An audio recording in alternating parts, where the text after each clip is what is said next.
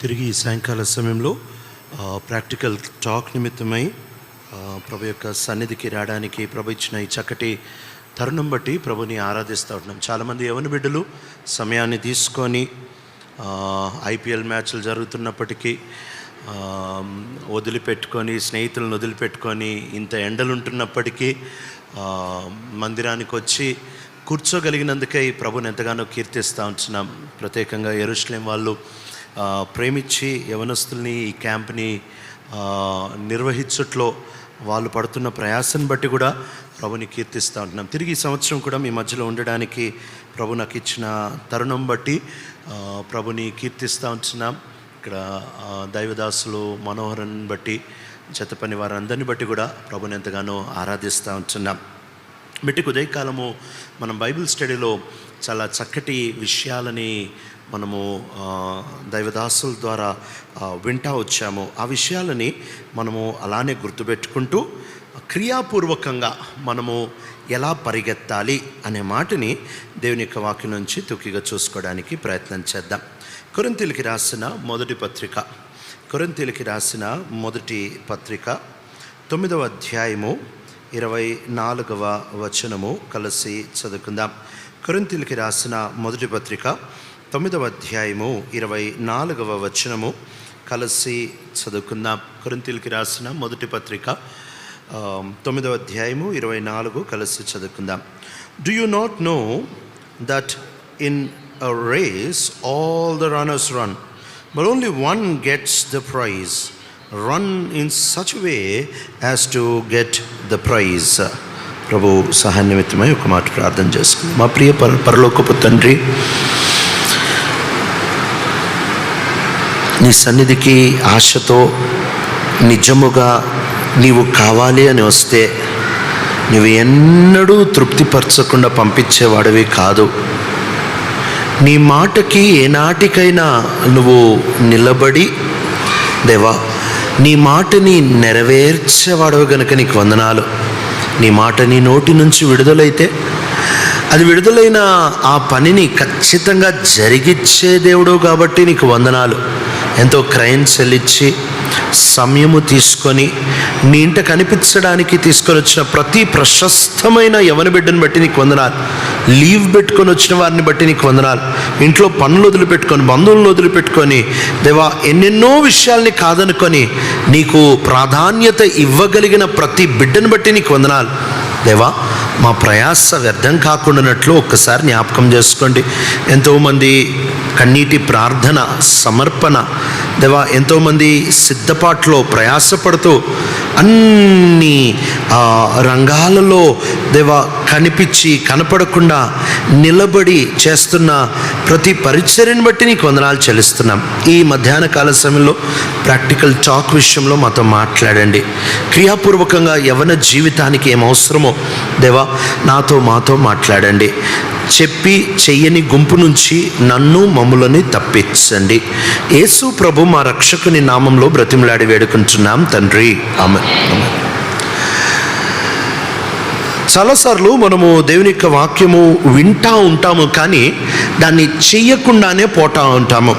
శత్రువు 3 రకాలుగా ప్రపంచంలో ఉంటున్న ప్రజలను మోసం చేస్తాడు. మొట్టమొదటిది చదవనివాడు. ఏం చదవనివాడు? మ్యాథ్స్, సైన్స్, ఫిజిక్స్ ఎలా చదవలేండి. ఈ పుస్తకం గురించే మాట్లాడుతూ ఉంటున్నాను. ఎంత విచిత్రమైన పుస్తకం అంటే ఇది. మనము సంవత్సరానికి 6 పుస్తకాలు చదువుతాం, అంటే సప్లిమెంటరీ లేకపోతే 6 పుస్తకాలు చదువుతారు రెగ్యులర్ క్యాండిడేట్లు అయితే. ఏ పుస్తకం అన్నా బైబిల్ కంటే చిన్నదా అంటే కాదు. అంటే నేను ఇంటర్మీడియట్ నుంచి మాట్లాడుతూ ఉంటున్నాను. బైబిల్ కంటే పెద్ద పుస్తకాలు 6 పుస్తకాలు సంవత్సరానికి ఒకసారి చదివేసి ముగిచ్చేస్తూ ఉంటున్నారు. ఇలా ప్రతి సంవత్సరానికి ఒక 6-7 పుస్తకాలు చదువుతూ ఉంటున్నారు. అంటే ఇంకో మాటలో 5 సంవత్సరాల్లో మీరు ఏమి లేదన్నా 30 బైబిల్ కంటే పెద్ద పుస్తకాలు చదువుతూ ఉంటున్నారు. కానీ ఈ పుస్తకం చిన్నప్పటి నుంచి చదువుతాం, తిప్పి కొడితే 30 కథల కంటే ఎక్కువ తెలియదు మనకి. ఎందుకు అని అంటే చదవనివ్వడు అని అంటాం కదా, కాదు, మనం చదవము. మనకి ఒక మంచి అలవాటు ఏంటంటే పిలాతు చేసిన పని ఏంటంటే చేతులు కడిగేయడం. మనం ఎక్కువ చేతులు కడిగేసేది ఎవరి మీద అంటే సాతాను నెత్తి మీద చేతులు కడిగేస్తుంటాం. తప్పు మనది. అందుకే యేసుప్రభువు వారు ప్రార్థన చేసేటప్పుడు లేక ప్రార్థన నేర్పేటప్పుడు ఆయన చెబుతా వచ్చారు, శోధనలోనికి మమ్ములను తేక కీడు నుంచి తప్పించు అని అన్నారు. అంటే మన గురించి ప్రార్థన చేయమని చెప్పాడు. ప్రభా నేను శోధనలో పడకూడదు, అంతేగాని సైతాన్ని బంధించు, సైతాన్ని శోధించకూడదు కాదు. నీ సహకారం లేకుండా, ఈ మాట బాగా గుర్తుపెట్టుకోండి, నీ సహకారము లేకుండా సైతాను నీతో ఏ పాపము చేయించలేడు. Without your cooperation Satan can never make you commit even a small fraction of sin for a split second. నీ సహకారముతోనే వాడు పని చేస్తాడు. నువ్వు సహకరించకపోతే వాడేమీ చేసుకోలేడు. కాబట్టి మనము క్రియాపూర్వకంగా ఎలా పరిగెత్తాలి? బేసికల్గా పరిగెత్తడం అనేది రావాలి అని అంటే ఫస్ట్ పడక మీద నుంచి లేవాలి. చాలామంది నిద్రలోనే వాకింగ్లు చేస్తూ ఉంటారు, పడకలో 360 డిగ్రీలు తిరుగుతూ ఉంటారు. దీనివల్ల లాభం లేదు. పరిగెత్తడం దగ్గరికి వచ్చేటప్పటికి సరే, పౌలు ఈ పదాన్ని 2 రకాలుగా వాడుతూ వచ్చాడు. ఒకటి, ఆయన నడవడం అనే పదం వాడుతూ వచ్చాడు. 2, పరిగెత్తడం అనే పదం వాడుతూ వచ్చాడు. నడవడం అనే పదం ఆయన ఎక్కువగా దేనికి వాడేవాడంటే మన ఆత్మీయ జీవితానికి వాడేవాడు. పరిగెత్తడం అనే పదాన్ని ఆయన ఎక్కువగా దేనికి వాడేవాడు అని అంటే పరిచర్యకి వాడేవాడు, లేక దేవుని పని కొరకై వాడేవాడు. ఇప్పుడు మనం దేవుని పని కొరకై పరిగెత్తడం చాలా దూరం సంగతి. ఐఐటి చాలా దూరం, ముందు ఇంటర్మీడియట్ పాస్ అవ్వాలిగా. నేను కోటీశ్వరుడిని అయిపోతా, మంచిదే, వేసుకునే కోట్లు కాదు, సంపాదించేదాని గురించి చెప్తాను. నేను కోటీశ్వరుడిని అయిపోతా, మంచిదే, ముందు లక్షన్న సంపాదించాలిగా. కాబట్టి మన ప్రాబ్లం ఏంటి అని అంటే మనం చాలా పెద్ద టార్గెట్లు పెట్టుకుంటాం, ఏం చేయము. దీన్నే మహా జ్ఞాని అయిన సొలొమోను గారు రాశారు. ఏమి రాశారట? ఆ మాట చదువుదామా? వద్దాం. సామెతలు 12వ అధ్యాయము. సామెతలు 12వ అధ్యాయము 11వ వచనం. తన భూమిని సేద్యపరచుకుని వానికి ఆహారము సమృద్ధిగా కలుగును, వ్యర్థమైన వాటిని అనుసరించువాడు బుద్ధి లేనివాడు. నేను ఇంగ్లీష్లో చదువుతున్నాను, NIV చదువుతున్నాను. He who works his land will have abundant food, but he who chases fantasies lacks judgment. అంటే వీడు పగటి కళలో కంటా ఉంటాడు. చాలామంది ప్రాబ్లం ఇదే, పగటి కళలో కంటా ఉంటారు. బైబిల్ చెబుతూ ఉంటున్న నియమం ఏంటి తెలుసా? నువ్వు కళలు కనొద్దు. నువ్వు 1,00,000 కళలు కన్నా ఏమీ జరగదు. దానికంటే ఒక అడుగు వేయడం మేలు. ఫస్ట్ లా ఆఫ్ మోషన్ చెప్తారా? Very good. A body tends to be in a state of rest or state of continuous velocity or state of constant speed until acted upon by an external force. అంటే ఒక వస్తువుని, ఇప్పుడు ఈ bottle ఎక్కడ ఉందనుకోండి, ఈ bottle ఎన్నడూ దొరలదు. ఎప్పటి వరకు అంటే బాటిల్ కూర్చొని నేను దొరలదు. ఎవడో బయట నుంచి తొయ్యాలి, అప్పుడు మాత్రమే దొరుకుతుంది. అట్లానే నీలో నాలో కూడా ప్లానింగ్ కాదు ఇంపార్టెంట్, ఫస్ట్ యాక్షన్ తీసుకోవడం. నువ్వెన్నన్నా ప్లాన్లు వచ్చాయి, ఎన్నన్నా ప్లాన్లు వచ్చాయి, నువ్వు అడుగు వెయ్యకపోతే ఏమీ జరగదు. అందుకే దీనికి ఒక ఆయన చాలా చక్కటి ఒక ప్రిన్సిపల్ రాశాడు. దాన్ని అటామిక్ హ్యాబిట్స్ అనే బుక్, జేమ్స్ క్లియర్ అనుకుంటా ఆయన రాసిన, ఆయన ప్రిన్సిపల్ ఆఫ్ 2 minutes అని రాశాడు. అంటే నువ్వు ఏదన్నా పని చేయకుండా ఆగి ఆలోచిస్తున్నావు. సపోజ్ నేను ఏదన్నా నేను ఒక రికార్డింగ్ చేయాలి అని అనుకున్నాను. సపోజ్ ఒక 10 రికార్డింగ్లు చేసుకోవాలన్నప్పుడు చేద్దాం. ఈరోజు 10, 11 నుంచి 12 ఒకటి, 12 నుంచి 1 ఒకటి, అన్ని ప్లానింగ్ చేస్తూ ఉంటా. కానీ మంచం మీద కూర్చొని ఉంటా. ప్లానింగ్ బాగుంటుంది. ఈరోజు నైట్ 10 అయిపోయేటప్పటికి 10 రికార్డింగ్లు అప్లోడ్ కొట్టేయాలా? అవదు, మంచం మీద ఉంటా. దాన్ని చేంజ్ చేయాలంటే ఫస్ట్ ఒక 2 minutes, సరే గంట రికార్డింగ్ తర్వాత సంగతి, ఫస్ట్ వెళ్ళి ఓ 2 minutes కెమెరా ముందు కూర్చుందాం అని చెప్పి ఆ 2 minutes వెళ్ళి కూర్చుంటా కదా, అక్కడ నుంచి పని స్టార్ట్ అయిపోద్ది. పని చేయడం స్టార్ట్ చేయడం చాలా ఇంపార్టెంట్. అక్కడి నుంచి అందుకుంటాం. ఆ స్టార్టింగ్ ఇనర్షియా ఏదైతే ఉంటుందో కదా, ఆ కాన్స్టెంట్ మోషన్ ఆఫ్ రెస్ట్ ఏదైతే ఉంటుందో కదా, దాని నుంచి కదలడం చాలా ఇంపార్టెంట్. కాబట్టి మన జీవితాలు ఇది అలవాటు చేసుకోవాలి. ఊరికే పగటి కలలు కని కూర్చొని కనొద్దు. పరిగెత్తే స్టేజ్ రావాలంటే ముందు లేవాలి, లేచినోడు నడవాలి, నడిచినోడు పరిగెడతాడు. ఇది ఇది ఇది ఇది వరుస క్రమాన జరిగేది. అంతేగాని పడక మీద నుంచే పరిగెత్తడు ఎవడు, ఇల్లు కూలిపోద్ది. అలా ఎవరు చేయరు. నువ్వు ఫస్ట్ లేవాలి, తర్వాత నిలబడాలి, తర్వాత నడవాలి, తర్వాత పరిగెత్తాలి. ఇప్పుడు అబ్రహాముని దేవుడు కానానికి రమ్మన్నాడు కదా అని ఒకేసారి కానానికి రాలే. తెరాహు ఆయన ఇద్దరు ఎప్పుడైతే బయలుదేరారో వాళ్ళు హారానికి వచ్చారు. హారానికి వచ్చిన తర్వాత ఆగిపోయారు. వాళ్ళ నాన్నని బట్టి ఆగిపోయాడు, అది వేరే సంగతి. మెట్టుకి బయలుదేరాడు, అది ఇంపార్టెంట్. నువ్వు ఫస్ట్ అడుగేయడం చాలా ఇంపార్టెంట్.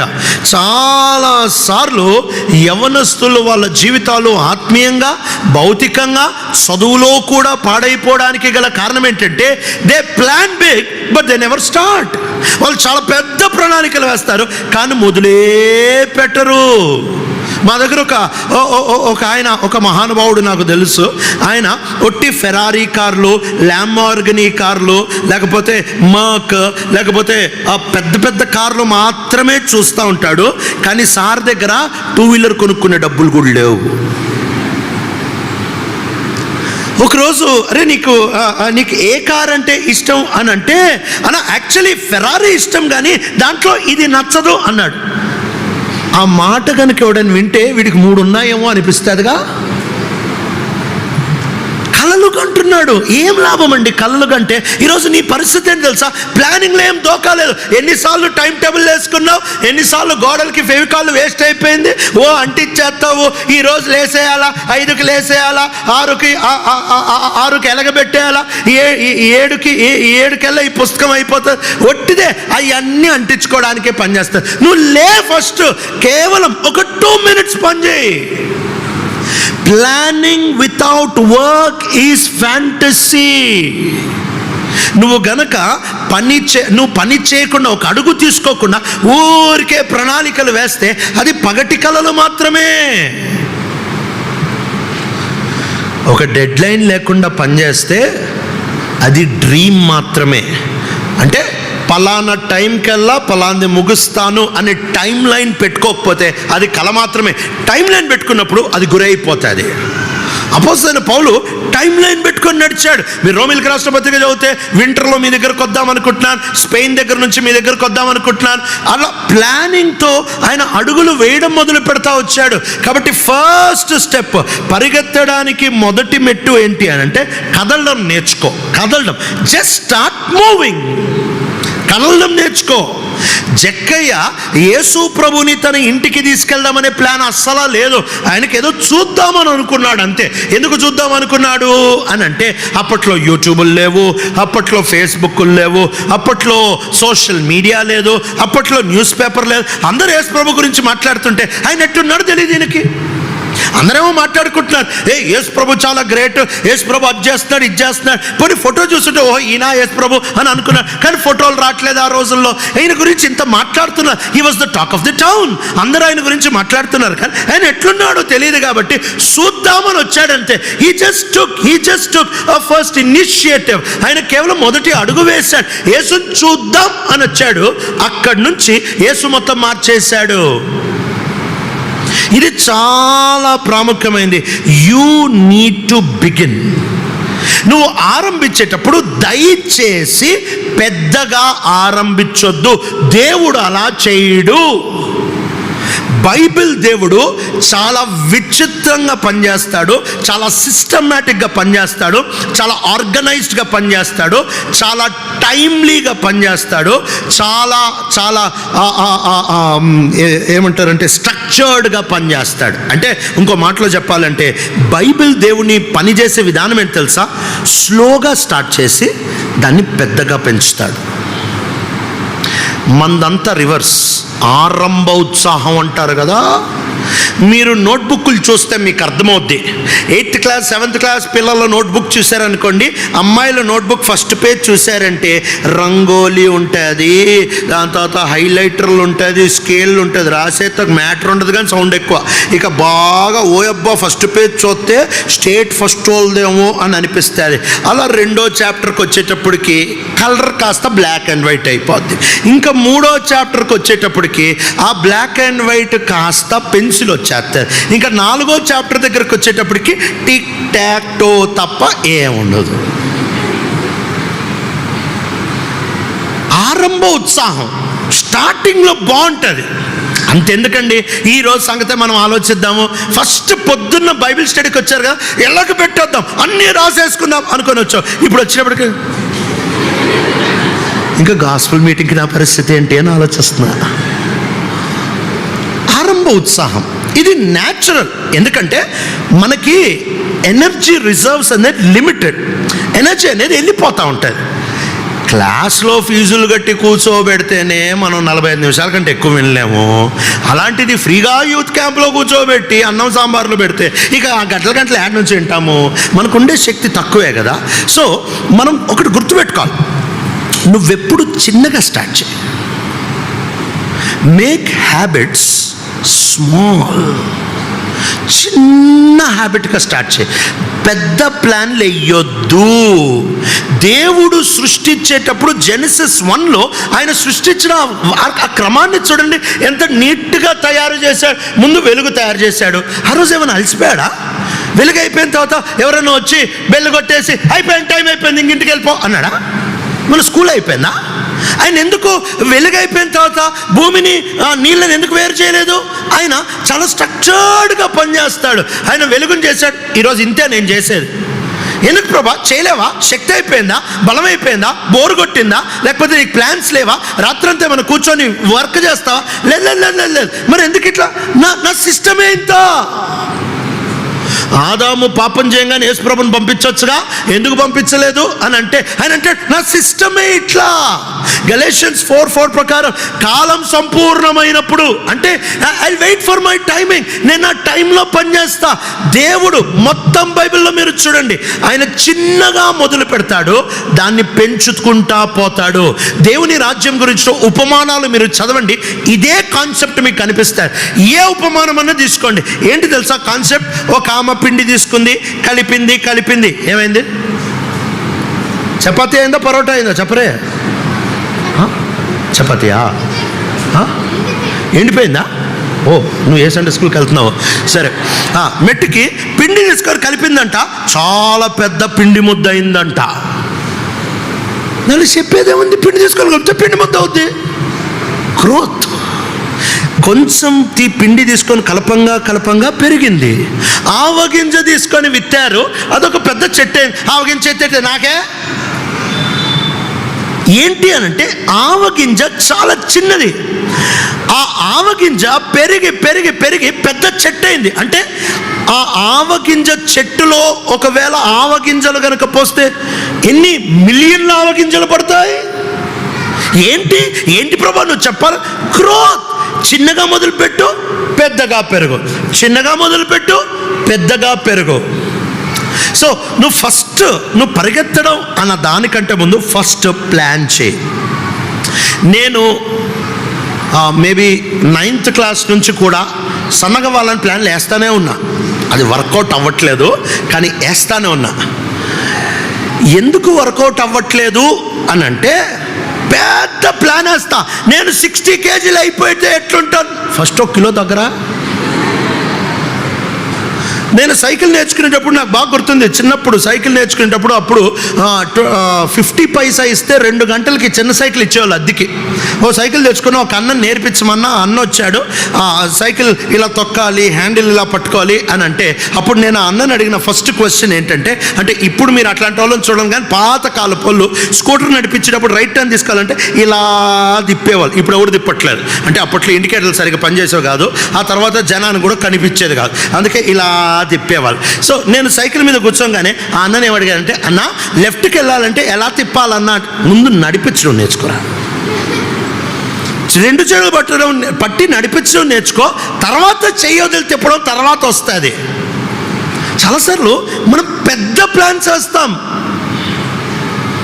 ఫస్ట్ స్టెప్ చిన్న ప్లాన్ వేసుకో. సైతాను మనల్ని చేసే మోసం ఇదే. వాడు పెద్ద ప్లాన్లు ఒకేసారి వేస్తాడు, దేవుడు చిన్న ప్లాన్తో పెద్దకెళ్తాడు. ఈరోజు నీ లైఫ్లో నువ్వు చిన్న ప్లాన్తో మొదలుపెట్టు. 1% అంతే, 1%. ఇప్పుడు ఉదాహరణకి పొద్దున్న 5కి లేవడం నీ టార్గెట్ అనుకుందాం. అంటే యూత్ క్యాంప్ అయిపోయిన తర్వాత 5కి లేవడం నీ టార్గెట్. కానీ నువ్వు మామూలుగా అయితే 7:30కి లేస్తావు, అది తిట్టంగా 7:30కి లేస్తావు. సరే, ఇప్పుడు 7:30 నుంచి రేపొద్దున్న 4కి లేద్దాం అట్లాంటి ప్లాన్ అసలు వేయొద్దు. 7:30 5 o'clock అవ్వాలి అని అంటే కనీసం 4 months పెట్టుకో. నువ్వు గనక 4 days యూత్ క్యాంప్లో మారుతాను అని అంటే అది తుమ్ముతూ ఊడిపోయే ముక్కే, అది ఎక్కువసేపు ఉండదు. నువ్వు 4 months ప్లాన్ పెట్టుకో. 4 months అంటే 120 days. 120 daysని నువ్వు 2 గంటలు ముందు లేవాలనుకుంటున్నావు కదా, ప్రతి 10 రోజులకి 10 నిమిషాలు ముందు లేచాలు. ఇప్పుడు 7:30కి లేస్తావు కదా, 7:20కే అంతే. అంతకంటే ఎక్కువ చేస్తే 2 రోజుల కంటే ఎక్కువ చేయలేవు. 7:20కి లే, తర్వాత 7:10కి లే, తర్వాత నిదానంగా ఒక 10 రోజులు 7కి లే. నీకు పెద్ద కష్టమే, ఓన్లీ 10 minutes. 4 monthsలో ఈజీగా 5 o'clock లేస్తావు. అంతేగాని 4 రోజుల్లో మనం భక్సింగారం అయిపోదాం, రాత్రులు పడుకోకుండా ప్రార్థన చేద్దామంటే ఇక సంవత్సరం అంతా చేయవు, 2 రోజులే చేసేది. మన చదువు కూడా అంతేనండి. ఒకేసారి ఈరోజు 3 chapters చదివేస్తా, ఒక పేపర్ చదువు.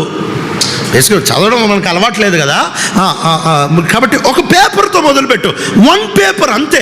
Everyday 1 paper.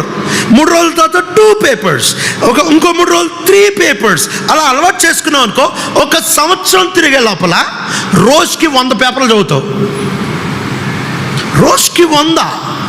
రోజుకి 100 చదివితే నాకు తెలిసి ఈ బైబిల్ని గట్టిగా చదివితే 2 వారాలు. నీకుంటున్న ఏ పుస్తకం అన్నా కానీ కాక సెమిస్టర్ పుస్తకాన్ని మహా అంటే 1 వారంలో అయిపోతుంది. ఎట్లా అలవాటు చేసుకోండి? Start small. దేవుడు ఎప్పుడు చిన్నగా మొదలు పెడతాడు, చిన్నగా మొదలుపెట్టే దాన్ని పెంచుతాడు. ఆయన పెద్దగా ఒకేసారి మొదలు పెట్టాడు. Is a very practical God. ఆయన క్రియాపూర్వకమైన దేవుడు కాబట్టి ఆయన చిన్నగా మొదలు పెడతాడు. కాబట్టి మొట్టమొదటి ప్రిన్సిపల్ ఏంటి అని అంటే స్టార్ట్ స్మాల్, గ్రో బిగ్. చిన్నగా మొదలుపెట్టు, పెద్దగా స్థాపించు. మందిరాలు ఎలా స్టార్ట్ అవుతుందో తెలుసా? యెరూషలేము ఇక్కడ స్టార్ట్ అయ్యేటప్పుడు ఒకేసారి యెరూషలేము ఇంత పెద్దగా అయిపోవాలి. ఎక్కడో ఒక సువార్తతో, ఎక్కడో ఒక ఇంటితో, ఎక్కడో ఒక గృహకూటంతో, ఎక్కడో చిన్నగా ఆరంభమై పెద్దగా అవుతుంది. ఏదన్నా అంతేగా. మీరు ఎక్కడన్నా చూడండి, ప్రిన్సిపల్ అదే కదా. ఇప్పుడు ఒక చెట్టు ఉంది అనుకుందాం, ఆ చెట్టుని మీరు విత్తారు, ఆ విత్తనాన్ని విత్తిన తర్వాత ఇది పెద్దగా అయిపోవాలని చెప్పి మొత్తం ఎరువు ఫ్యాక్టరీ తెచ్చి దాని మీద వేసారనుకో, చచ్చిపోద్ది.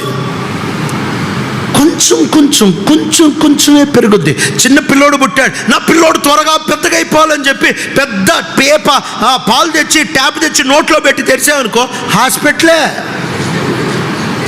వాడికి ఇంతే పాలు ఇవ్వండి, వాడు ఇంతే పెరుగుతాడు. పిల్లోడు పెరిగేది అమ్మా నాన్న ఎప్పుడు చూడరు. ఎందుకనంటే వాడు ఎంత పెరుగుతాడో వీళ్ళకి కూడా అర్థం కాదు, అస్సలు అర్థం కాదు. నువ్వు చెట్టు పెంచేటప్పుడు చెట్టు ఎంత పెరిగిందో నీకు అర్థం కాదు. నువ్వు పిల్లోడిని పెంచేటప్పుడు పిల్లోడు ఎంత పెరుగుతున్నాడో నీకు అర్థం కాదు. ఏది నీకు అర్థం కాదు. ఎందుకంటే దేవుడు సృష్టిలో slow and steady wins the race అని ఎవరో రాశారు మహానుభావులు. Start small. 1 అడుగుతో మొదలుపెట్టు. పస్కా బలి అయిపోయి ఇశ్రాయేలు ప్రజలు బయటకు వచ్చినప్పుడు నెక్స్ట్ ఈరోజు రాత్రి మనం ఎర్ర సముద్రం దాటుతాం. నెక్స్ట్ ఏంటి మోషే? నాకు తెలియదు. అదే తెలియకుండా బయటకు తెచ్చావు. మనం ఒక 10 డేస్లో వెళ్ళిపోతాం ఆ కాలానికి. అక్కడికి వెళ్ళేటప్పటికి నాకు 2 బెడ్రూమ్ దొరుకుతుందా, మా అక్కకి 3 బెడ్రూమ్ దొరుకుతుందా, వాళ్ళ ఇంట్లో గీజర్ ఉంటుందా, నాకు అవన్నీ ఏం తెలియదు. అదేం మోసే నువ్వు బయటకు తెచ్చావు కదా, ఎన్ని రోజుల్లో మనం వెళ్ళిపోతాం? ఇంతే నడుస్తున్నాం, ఎందుకు ఇంకెక్కువ నడుద్దాం? ఆయన చెప్పాడు ఇంతే 40 years ప్రయాణం చేశారు. దేవుడికి స్పీడ్ కాదు ఇంపార్టెంట్, దేవుడికి నీ character change important. So first principle, పరిగెత్తడం రాకమునుపు చిన్న change, steady change, planned change, చిన్న మార్పు. పని చేయండి, ప్లానింగ్లో దుట్టి ప్లానింగ్ వేస్ట్. పని 1 step is better than 100 pages of planning. ఒక అడుగు ముందుకై నీ ప్లాన్స్ పనిచేస్తాయి. రెండోది ఒక సండే స్కూల్లో 7 years పిల్లలు ఉండే సండే స్కూల్లో వాళ్ళకి పేపర్స్ ఇచ్చి సండే స్కూల్ టీచర్ అడిగింది, అరే మీరేమవ్వాలనుకుంటున్నారు రాయండి. మిమ్మల్ని కూడా ఇదే అడిగాను అనుకోండి, మీరేమవ్వాలనుకుంటున్నారు రాయండి అని అంటే 2034 ఎలక్షన్కి నేనే నిలబడాలనుకుంటున్నాను. నిలబడి ఓటేసి ఇంటికి వచ్చాయి, ఏముంది? సరే, బేసిక్గా ఇలా అందరు పిల్లలు రాశారు. నేను కోటీశ్వరుడిని అయిపోదాం అనుకుంటున్నా, నేను ప్రెసిడెంట్ అయిపోదాం అనుకుంటున్నా, ప్రైమ్ మినిస్టర్ దేనికో తెలియదు కానీ ప్రెసిడెంట్ అవుదాం అనుకుంటున్నాడు అంటే. సరే, అలా అందరు రాసుకున్నారు. ఆ మొత్తం క్లాస్లో ఒక్క పిల్లోడు ఒక విచిత్రమైన ఆన్సర్ రాశాడు. ఏం రాశాడు తెలుసా? I want to be the most honest and the most truthful person. నేను యథార్థవంతుడిగా అవుదామనుకుంటున్నా. ఆ పిల్లోడి పేరు విలియం బార్డెన్. ఎప్పుడైనా విన్నారా? విలియం బార్డెన్ అనే ఆ పిల్లోడు కోటీశ్వరుడికి పుట్టాడు. తరాలు తిన్న తరగని ఆస్తి, పిచ్చి ఆస్తి. ఈ మనిషి రాసుకుంది ఏంటి తెలుసా? ఈ పిల్లోడు రాసుకుంది తెలుసా? అందరూ నేను డబ్బులు సంపాదిద్దాం అనుకుంటున్నా, నేను చదువుకుందామని, నేను ఇంజనీర్ అవుతా, నేను డాక్టర్ అవుతా. ఈ పిల్లోడు ఏం రాశాడు తెలుసా? అందరూ బయటేమవుతా రాస్తే ఈ పిల్లోడు లోపలేమవుతా రాసుకున్నాడు. People were talking about outcome when he spoke about identity. ఏమవుదాం వేరే సంగతి, నువ్వెవరు అవుదాం అనుకుంటున్నావు, దాట్ ఈస్ మోర్ ఇంపార్టెంట్. ఇద్దరున్నారు అనుకుందాం. ఒక ఆయన వచ్చి, సార్ సిగరెట్ తాగుతారా అని అంటే, ఆయన లేదండి నేను సిగరెట్లు తగ్గించేద్దాం అనుకుంటున్నా అని అన్నాడు. ఇంకొక ఆయన్ని, సార్ మీరు సిగరెట్ తాగుతారా అని అంటే, నేను నాన్ స్మోకర్నయ్యా, నేను టీ టోటలర్ని, నేను సిగరెట్లు అసలు తాగను, ఐఎమ్ నాన్ స్మోకర్, నేను సిగరెట్ తాగను అని అన్నాడు. ఈ ఇద్దరిలో ఈయన ఎవరిని ఫోర్స్ చేస్తాడు? ఫస్ట్ వాడినా సెకండ్ వాడినా? ఫస్ట్ వాడినే. ఎందుకు అని అంటే, వీడు మానేసా అన్నాడు కదా, అంటే నీలో కొంచెం ఉందరా అనుకొని వీడు వెనకాల పడతాడు. వాడు నేను తాగనే అన్నాడు కదా, వాడు వెనకాల పడ్డు. It's not about outcome, it's about your identity. అసలు సైతాన్ తెచ్చే శోధన ఏంటో తెలుసా? సైతాను తెచ్చే శోధన. యేసు ప్రభుని శోధించాడు, ఎడారిలో యేసు ప్రభుని శోధించాడు. ఫస్ట్ మాట ఏమన్నాడు చెప్పండి? సాతాను శోధించేటప్పుడు రాళ్ళను రొట్టెలుగా చేసుకొని తిను అని అన్నాడు కదా. దానికంటే ముందు ఒక మాట అంటాడు, నీవు ఎవరివైతే, నీవు దేవుని కుమారుడు అయితే రాళ్ళను రొట్టెలుగా చేసుకొని తిను. అంటే నువ్వు దేవుని కుమారుడు అని ప్రూవ్ చేసుకోవడానికి రాళ్ళను రొట్టెలుగా చేస్తూ, ఇట్లాంటి ప్రూఫ్లు మనం బల ఎత్తాం. కానీ యేసు ప్రభు ఇవ్వాల్సిన అవసరం లేదు. ఆయన ఏమన్నాడంటే, నేను ప్రూవ్ చేసుకోవాల్సిన అవసరం లేదురా. ఎవరన్నా కనుక మన దగ్గరకు వచ్చి, హే నువ్వు మనిషివైతే, నువ్వు నిజంగా మనిషివైతే హలో అను అంటే, ఎవడన్నా హలో అంటే అన్న ఏమనాలి? చెప్పాల్సిన అవసరం లే. నేను హలో అన్నాను సార్, నేను మనిషిని, నేను ఎందుకు ప్రూవ్ చేసుకోవాలి, నేను మనిషిని అంతే. యేసు ప్రభు తన ఐడెంటిటీని నమ్మాడు. ఇది చాలా ప్రాముఖ్యమైన విషయం. Satan always attacks your identity. The moment you compromise with your identity, you've already slipped into irreparable sin. నువ్వు నీ వ్యక్తిత్వం మీద దాడి చేస్తాడు. అవ దగ్గరకు వచ్చేమన్నాడంటే దేవుడు తినొద్దన్నాడా అంటే ఐడెంటిటీ. నిన్ను దేవుడు ప్రేమిస్తున్నాడా, దేవుడు నిన్ను పట్టించుకుంటున్నాడా, దేవుడు నీకు నిజంగా తినొద్దన్నాడా అంటే ఆ వ్యక్తిలో ఒక అనుమానం పుట్టిస్తూ వచ్చాడు. సాతాను తెచ్చిన మొదటి శోధన యేసుప్రభు, నీవు దేవుని కుమారుడు అయితే. రెండో శోధన కూడా సేమ్, నీవు దేవుని కుమారుడు అయితే. మూడో శోధన కూడా సేమ్, కానీ మాట పలకడం అంతే. నన్ను ఆరాధన చేయి అంటే, నువ్వు దేవుని కుమారుడు అయితే నన్ను ఆరాధన చేయవు కదా అన్నట్టేగా.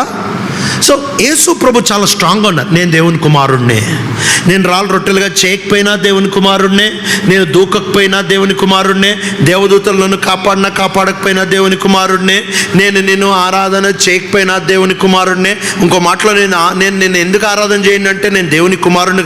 సో ఐడెంటిటీ, నువ్వెవరివి, యేసులో నువ్వెవరివి ఒకసారి ఆలోచించు. Who you are in Christ. నువ్వు కొత్త నిబంధన చదివేటప్పుడు ఈ మాట హైలైట్ చేసుకో. యేసులో నువ్వెవరివి, యేసులో నువ్వెవరివి. నేను ఆయన కొమ్మని, నేను ఆయన స్నేహితుడిని, నేను ఆయన శిష్యుడిని, నేను ఆయన బిడ్డని, నేను ఆయన ఆత్మ ద్వారా నడిపించబడతా. ఇవన్నీ బైబిల్లో మాటలు అండర్లైన్ చేసుకో. నువ్వెవరివో నీకు అర్థమవుతుంది, నీ లైఫ్ మారిపోతుంది. It's all about identity change. Don't plan outcomes, plan to change your character. నువ్వు బయట ఏదో మారిపోవాలి, ఏదో అయిపోవాలి, నీ స్వభావం నువ్వు లోపల పంచే, బయట ఆటోమేటిక్గా నీకు అనుకూలంగా తిరుగుద్ది. నువ్వు లోపల ప్లాన్ చేయి, బయట ఇంపార్టెంట్ కాదు. యేసు ప్రభు బాహ్య రూపాన్ని చూడట్లేదు, యేసు ప్రభు ఆంతర్యాన్ని చూస్తున్నాడు. యేసు ప్రభు వచ్చింది దేనికి అని అంటే, నువ్వు 24 అవర్స్లో ఒక 6 అవర్స్ ప్రేయర్ చేయగలవు.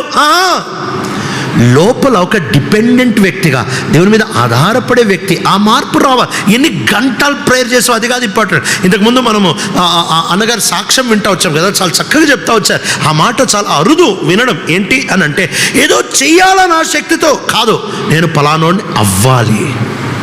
It's not about your activity, it's about your dependence. నువ్వు ఎన్ని అధ్యాయాలు చదివావు, ఎంత చేసేసావు కాదు, ఎంత మారావు. బైబిల్ టార్గెట్ పెట్టుకుంటాం కొన్నిసార్లు, 70 అధ్యాయాలు చదవాలి, 30 అధ్యాయాలు చదవాలి, 10 అధ్యాయాలు చదవాలి. మంచిదే. నేను అడిగేది ఏంటంటే, ఆ 10 అధ్యాయాల్లో నువ్వు ఏం మారాలనుకుంటున్నావు? మారడానికి ఇష్టం లేకుండా ఉంటే ఇంకా నువ్వు సాతాను ఒకటేగా, వాడు అట్ట టార్గెట్లు పెట్టుకుని నువ్వు పెట్టుకుంటావు. దయచేసి లైఫ్ని వేస్ట్ చేసుకోవద్దు. నువ్వు ఆత్మీయంగా ప్రభు పనిలో పరిగెత్తాలి అని అంటే, look at your internal identity. నువ్వెవరివి క్రీస్తులో, నువ్వెవరివి అనేది చాలా ఇంపార్టెంట్. చాలాసార్లు కేవలం టార్గెట్స్ వెనకాల పరిగెడతా ఉంటాం ఆత్మీయ జీవితంలో. ఆత్మీయ జీవితంలో టార్గెట్స్ పెట్టుకోవద్దు. ఆత్మీయ జీవితంలో నువ్వు మారడం ముఖ్యం. 1000 ఆత్మలు రక్షించానా, లేకపోతే 10 సంఘాలు స్థాపించానా, బైబిల్ 20 సార్లు చదివానా, ఇవి మంచివే, అది కాదు ముఖ్యం. నేను మారానా? నేను మారకుండా ఇవన్నీ చేస్తే ఏం లాభం అండి? when I don't change, నేను మారకుండా ఇవన్నీ చేస్తే, సాతాను 1000 సార్లు బైబిల్ చదివితే ఏమవుద్ది? బాప్తిజం తీసుకుంటాడా? సాతాను రోజు పొద్దున్న లేచి క్వైట్ టైం చేస్తే ఏమవుతుంది? వాడు మారినంతసేపు ఏం చేసినా వేస్టేగా. నీ క్రియలని మార్చుకోవడానికి ప్రయత్నం. యేసు ప్రభు క్రియలు మార్చడానికి రాలే. ఆ మాట చదువుదామా? ఆ మాట ఎజెకియెల్ గ్రంథం 36వ అధ్యాయం. ఎజెకియెల్ గ్రంథం 36వ అధ్యాయము 26, 27 వచనాలు చదువుతారా? ఎజెకియెల్ గ్రంథం 36, 26, 27 వచనాలు.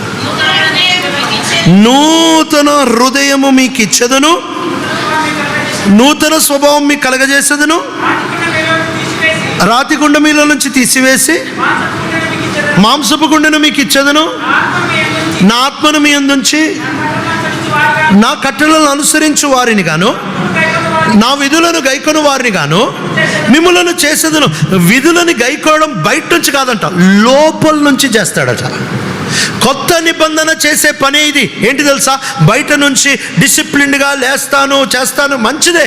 కానీ ప్రభు పనిచేసే విధానం ఏంటంటున్నాడు తెలుసా? నేను నీ గుండెని మారుస్తా, నేను నీ ఆత్మను మారుస్తా, నేను నీ స్వభావాన్ని మారుస్తా, లాస్ట్ నేను నీ క్రియల్ని మారుస్తా. మనమేం చేస్తున్నాం? క్రియలని మారుద్దాం అనుకుంటున్నాం. అది ఎన్నటికీ జరగదు. అది కేవలం సెల్ఫ్ రైచియస్నెస్, స్వయం నీతి మాత్రమే. రెండో స్టెప్ ఏంటి అనంటే, నువ్వు ఏం చేద్దాం అనుకుంటున్నావు అన్న దానికంటే నువ్వేమవుదాం అనుకుంటున్నావు. సరే, విలియం బోర్డన్ దగ్గర ఆగాను కదా. మహాధనవంతుడు. ఈ విలియం బోర్డన్కి వాళ్ళ నాన్న కోట్లు ఇచ్చి ప్రపంచం అంతా తిరిగిరారా నాయన, నీకు ఎంత కావాలో అంత ఖర్చు పెట్టుకో. ఆయన, డాడీ నేను మిషనరీ అవుతా అని అన్నాడు. అందరూ అనుకున్నారు యవనం కదా, ఆరంభ శూరత్వం, ఇప్పుడు ఏదో ఉద్రేకంతో అంటున్నాడు, 2 రోజులకు మళ్ళీ వచ్చేస్తాడు, ఎండ తగిలితే వచ్చేస్తాడు, దొరకకపోతే వచ్చేస్తాడు అని అనుకున్నారు. కానీ విలియం బోర్డన్ ఆ రోజు తన బైబిల్లో మొదటి మాట రాసుకున్నాడు, a journey of no return అని రాసుకున్నాడు. అంటే నేను తిరిగి రాను, నా తీర్మానం గట్టి తీర్మానం, ఈ కోట్ల డబ్బులు తీసుకొని నేను తిరిగి రాను సుఖానికి. ఒక్కసారి మిషనరీ పని కోసం వెళ్తే అటే వెళ్ళాడు. వెళ్ళిన తర్వాత ఇక డబ్బులు విపరీతంగా ఇచ్చేస్తున్నాడు. ఆయన ఇచ్చిన డబ్బులు ఎప్పుడు కూడా ఎక్కడ రాయమని చెప్పేవాడు కాదు, రాస్తే కూడా దాన్ని తీపిచ్చేసేవాడు. అలా పేరు తీపిచ్చుకున్న తర్వాత కూడా ఆయన ఇచ్చిందంతా కలిపితే ఈరోజు లెక్కలు బట్టి చెప్తే ఏమీ లేదన్నా $220 కోట్ల దేవుని పనికి ఇచ్చాడట. మనం చూడడం కూడా లేండి, $220 కోట్ల ఇచ్చాడంట. అది కూడా పేరు కొట్టేయంగా ఈ లెక్కలు మాత్రమే దొరికాయి. అందరూ నీకేమైనా మెంటలా, మొత్తం ఇచ్చేస్తే నువ్వు దివాలా అయిపోతావు, కొంచెం నీ కోసం పెట్టుకో. బైబిల్లో రెండో మాట రాశాడు, నో రిజర్వ్స్, నా కోసం నేనేం పెట్టుకునేది లేదు. No return, no reserves. జీవితం అంతా ఇచ్చుకుంటానే బతికేశాడు. లాస్ట్కి వచ్చేటప్పటికి అందరూ నీ లైఫ్ ఎంత బేవర్స్, లేకపోతే ఎంత పోగొట్టుకున్న లైఫ్, ఎంత వేస్ట్ లైఫ్, ఎంత నిర్వీర్యమైన జీవితం, అంతా పోగొట్టుకున్నావు కదా నువ్వు, బాధపడుతున్నావా చచ్చిపోయేటప్పుడు అని అంటే బైబిల్లో 3వ మాట రాసుకున్నాడు, నో రిగ్రెట్స్. నేను చేసిన దానికి ఏమాత్రం బాధపడట్లేదు. No returns, no reserves, no regrets. ఎలా తయారయ్యాడు విలియం బోర్డన్ ఇలా అంటే 7 years ఏజ్లో ఆయన రాసుకొని, నేను ఇంజనీర్ అవ్వాలి, డాక్టర్ అవ్వాలి, కోటీశ్వరుని అవ్వాలి, ఇవి రాసుకోలే, నేను యథార్థవంతుడిని అవ్వాలని రాసుకున్నాడు. నువ్వేమవ్వాలనుకుంటున్నావు అంటే లోపల రాస్తున్నావా, బయట రాస్తున్నావా? 3వ ప్రిన్సిపల్. ఈ మాట చెప్పి నేను ముగిచ్చేస్తాను, నా టైం అయిపోయింది. 5 minutes ఎక్కువ తీసుకుని ఇంకో 2 minutesలో ముగిచ్చేస్తాను. మొదటిది చిన్నగా మొదలుపెట్టు. రెండవది లోపల మార్పు గురించి ఆలోచించు, బయట క్రియల గురించి పెద్ద టెన్షన్ తీసుకోబాకు, లోపల మార్పు చాలా ఇంపార్టెంట్. 3వది, నేను మా ఇంట్లో పని చేసుకునేటప్పుడు ఒకవేళ ఎక్కువసేపు చదువుకున్న తర్వాత ఇంకా మా కిచెన్లో ఒక బౌల్లో ఎప్పుడు బాదం ఉంటుంది. నేను ఎక్కువ చదువుకున్న తర్వాత నాకు తెలియకుండా వెళ్ళి ఒక 4 బాదం తింటా. ఫోన్ కాల్ వచ్చి ఫోన్లో ఎవడన్నా కోపం రేపిస్తే ఇంకా ఆ ఫ్రస్ట్రేషన్లో కిచెన్కి వెళ్ళి ఇంకో 4 బాదం తింటా. ఒకవేళ ఎవరికన్నా ఆన్లైన్ మీటింగ్ తీసుకోవాలంటే మీటింగ్ తీసేసుకున్న తర్వాత ఇంకా మీటింగ్ అయిపోయిన తర్వాత ఇంకో మీటింగ్కి మధ్యలో గ్యాప్ ఉంటుంది కదా, మళ్ళీ వెళ్ళి ఇంకో 4 బాదం తింటా. ఆ బాదంది డబ్బా ఊరికే ఖాళీ అయిపోతున్నారు, నింపుతున్నారు. తర్వాత కూర్చొని ఆలోచించా, నేను ఎందుకు ఇన్ని బాదములు తింటున్నాను అని అంటే, నా మైండ్కి ఎలా అలవాటైందంటే, నాకు బోర్ కొట్టినా బాదాం ఆకలని అర్థమవుతుంది, నేను అలసిపోయినా బాదాం ఆకలనే అర్థమవుతుంది, నాకు కోపం వచ్చినా బాదాం ఆకలనే అర్థమవుతుంది. అప్పటి నుంచి చేంజ్ చేశా. ఓకే, అసలు నా నీడ్ ఏంటి, నా అవసరత ఏంటి? నాకు కోపం ఉంది, కోపానికి బాదాంకి ఏమి సంబంధం? కోపానికి సొల్యూషన్ వేరే కదా. సో బాదానికి కోపానికి సంబంధం లేదు. బోర్ కొడుతుంది, బోర్కి బాదాంకి ఏమి సంబంధం? బీపీ కలిసింది తప్ప బోర్కి బాదాంకి ఏమి సంబంధం? ఏమి లేదు కదా. సో బోర్ కొట్టినప్పుడు చేంజ్ అవ్వాలి, కానీ బాదం ఎందుకు తినాలి? ఓకే, ఒక మీటింగ్ ఇంకో మీటింగ్ మధ్యలో టైం ఖాళీగా ఉన్నా, సో ఈ టైంలో ప్రిపేర్ అవ్వాలి, లేకపోతే ఏదైనా పని చేసుకో, బాదం ఎందుకు తినాలి? అంటే నన్ను నేను స్టడీ చేసుకోవడం మొదలుపెట్టా. నా అక్కరేంటి, నేనేం చేస్తున్నా. ఎందుకు ఈ ఎగ్జాంపుల్ చెప్పే తెలుసా? చాలామందికి బోర్ కొడితే తీస్తారు. నీకు కొట్టేది బోర్ అయితే ఫోన్ ఎందుకు తీస్తావు? నీకు కోపం వస్తే ఫోన్ తీస్తావు, నీకు బాధ వేస్తే ఫోన్ తీస్తావు, నీకు నిద్ర వస్తే ఫోన్ తీస్తావు, నీకు మెలకు వస్తే ఫోన్ తీస్తావు, నీకు ఆకలి వేస్తే ఫోన్ తీస్తావు. అంటే ఏం చేస్తున్నావు అంటే అసలు నీకేమవుతుంది, నీకేం అర్థం కావట్లే. ఏమైనా ఫోన్ తీసేయాలి. కొంతమంది ఏమైనా డ్రగ్స్, ఏమైనా పోర్నోగ్రఫీ, ఏమైనా చాటింగ్, ఏమైనా స్టేటస్లు, ఏమైనా ఎవడైనా రిప్లై చేశాడు, నిన్ను ఎవడు చూడ్డు ఫస్ట్, మళ్ళీ రిప్లై ఎందుకు చేస్తాడు? ఫ్రీడా, బేసిక్గా నిన్ను నువ్వు అర్థం చేసుకోవాలి కదా.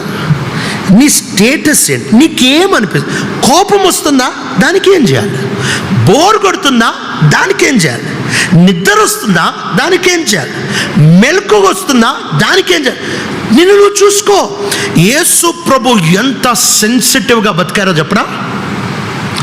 జనం ఒత్తిడి, నడుచుకుంటూ పోతున్నారు, రక్తస్రావం కలిగిన స్త్రీ వచ్చి పట్టుకుంది, వస్త్రపు చెంగు పట్టుకుంది. వస్త్రపు చెంగు అంటే వాళ్ళకి ఆ వస్త్రానికి కింద, అంటే వాళ్ళు వేసుకునే గౌన్స్కి కింద టాజిల్స్, గుండీలు ఉండేవి. చున్నీలకి ఎండ్స్లో వస్తాయి కదా ఈ మధ్యలో, అట్లాంటి టాజిల్స్ ఉండేవి. దాన్ని ఆమె ముట్టుకుంది. దాన్ని కూడా గుర్తుపట్టేశాడు. దావీదు సౌలు వస్త్రపు చెంగును కోసాడు, హృదయం కూర్చో. ఎంత సెన్సిటివ్గా బతికారు అంటే వీళ్ళు అన్నిటికీ ఎవరో వచ్చి ఉంటారులే, ఎవరో ఏదో అయి ఉంటుంది, ఏదో పొరపాటున తగిలి ఉంటుంది, చాలా సెన్సిటివ్గా ఉన్నారు. పేతురు ఏమంటున్నాడంటే, లేకపోతే అక్కడ ఉంటున్న శిష్యులు ఏమంటున్నా, ఇంతమంది ఉన్నారా, ఎవడో పట్టుకున్నారు? కాదు, ఎవరో పట్టుకున్నారు. సెన్సిటివ్. నీకు అసలు ఏమవుతుంది, లోపల చూసుకొని దాన్ని బట్టి ప్రతిస్పందించడం నేర్చుకో. ఈ 3 పనులు చేయండి, మీరు ఆత్మీయంగా పరిగెత్తడం మొదలు పెడతారు. ఫస్ట్, పెద్ద ప్లాన్ని ఎప్పుడు పెద్దగా చేయదు, చిన్నగా మొదలుపెట్టి పెద్దగా పెరగండి, స్లోగా పెరగండి. అది మీ జీవితంలో మిగిలి ఉంటుంది. రేపటి నుంచి 10 మినిట్స్ ముందు లేవండి, అంతే. ఒక వారం ఇంకో 10 మినిట్స్, ఇంకో 10 మినిట్స్, ఇంకో 10 మినిట్స్. 2 వారాల్లో మీరు గంట ముందు లేస్తారు తెలుసా. 2 నెలల్లో మీరు గంట ముందు లేస్తారు. అలా మీరు చూసుకుంటే ఓ సంవత్సరం అయ్యేటప్పటికి 6 గంటల ముందు లేస్తారు ఈజీగా. ఇది నా లైఫ్లో ప్రాక్టీస్ చేసి చెప్తున్నా.